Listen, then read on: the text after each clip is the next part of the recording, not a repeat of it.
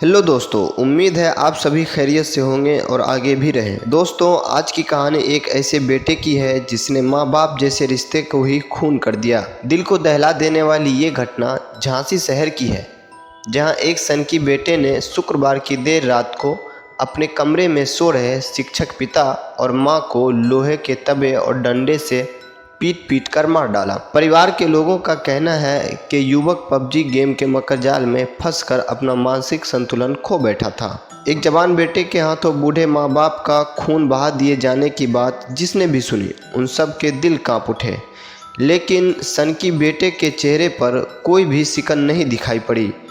जब पुलिस घर पहुंची तो वह हंसते हुए कहता है कि आइए, आपका ही। अंकित को पबजी के प्रति इस कदर दीवानगी थी कि वह महीनों भर घर के भीतर ही पड़ा रहता था। कई कई हफ्ते न नहाता था और न ही बाल कटवाता था।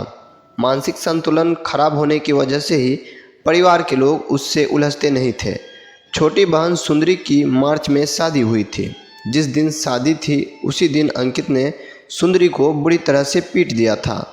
मां को भी पिछले साल मारकर उसका हाथ तोड़ दिया था। अंकित ने नर्सिंग का कोर्स किया था। कोविड से पहले वह रेलवे अस्पताल में आउटसोर्स में काम करता था, लेकिन कोविड के समय उसने नौकरी छोड़ दी और घर पर रहने लगा।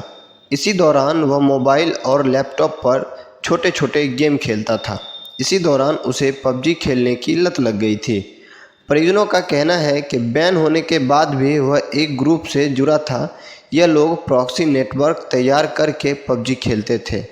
पबजी खेलने की लत की वजह से ही वह धीरे धीरे मानसिक तौर से कमज़ोर हो गया। जिस दिन उसने अपने माँ बाप की हत्या की, उस दिन भी वह मोबाइल पर गेम खेल रहा था। जब पिता लक्ष्मी प्रसाद ने उसके हाथ में मोबाइल देखा तो उससे फटकारते हुए मोबाइल छीन लिया और अपने कमरे में अलमारी में जाकर रख दिया।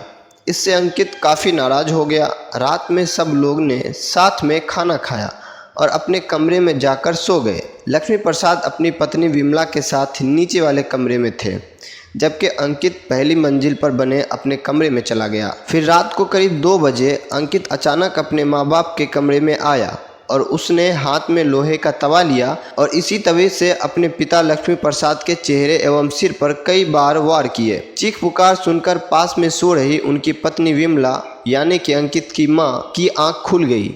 जैसे ही वह बीच बचाव को आगे आई, अंकित ने उनके ऊपर भी तवे और डंडे से हमला कर दिया। मां विमला भी खून से लथपथ होकर वहीं गिर पड़ी, जबकि लक्ष्मी प्रसाद की मौके पर ही मौत हो गई। इसके बाद अंकित वापस अपने कमरे में चला गया।